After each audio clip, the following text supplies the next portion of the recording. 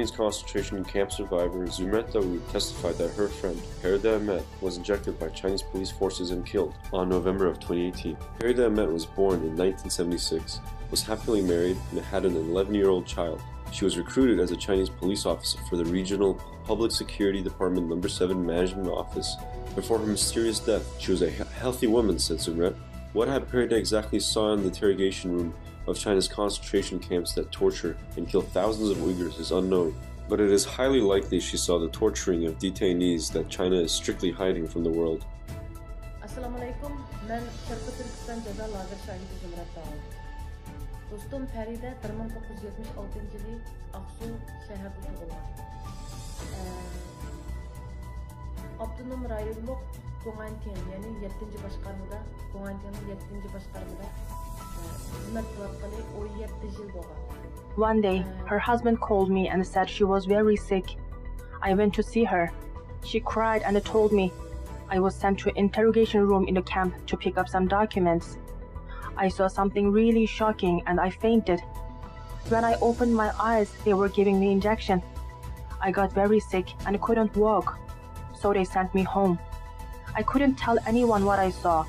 If I did, they would harm my family. She couldn't get up from her bed since then. After 2 months, she passed away. We heard that she was diagnosed with AIDS, but it was impossible. If she had HIV, how she could pass all medical exams when she was recruited as a police officer? And why did she die so quickly? The UK government pressed hard in the House of Commons about the BBC report on Uyghur forced labor in China. China is forcing hundreds of thousands of Uyghurs and other Turkic Muslims into hard manual labor in the vast cotton fields of East Turkestan, according to the new BBC report. These cotton products are widely used by the international fashion companies, as more than 80% of China's cotton and 20% of the world's cotton is sourced from this region. MPs in the UK demand their government to ban UK fashion brands and retailers from importing China's cotton products made by Uyghur slave labor. Members of the European Parliament are also concerned about the extreme human rights violations of China and its inhuman treatment against Uyghurs and other Turkic Muslims. The European Parliament is calling on European companies to break off business relations with Chinese partners if they abet to human rights violations.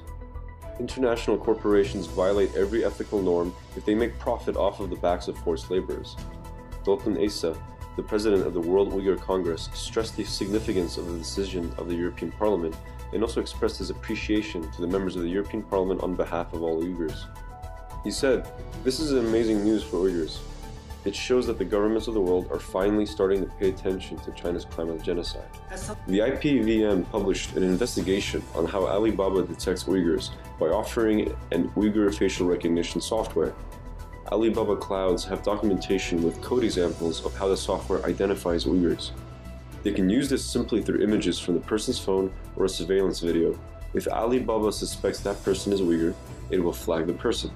Alibaba is China's largest e-commerce firm. Similar to Amazon's AWS, Alibaba has a huge cloud division called Alibaba Cloud, which touts more than 3 million paying customers worldwide and is China's largest cloud service. The president of the East Turkestan Information Center, Rukiya Turdush, criticized Alibaba's support of the government of China's crime. I don't think Alibaba controls itself free from Chinese Communist Party's influence. There should be money from government contracts with the CCP. But still, it cannot explain Alibaba's innocence since they have shared and supported the crime of their government. Alibaba's Uyghur face recognition means detecting Uyghurs goes beyond China police usage of surveillance technology oppress Uyghurs. That means Uyghurs not only living under extreme oppression by the Chinese government and the Communist Party, but also by every entity and even business person like Jack Ma, the founder of the Alibaba.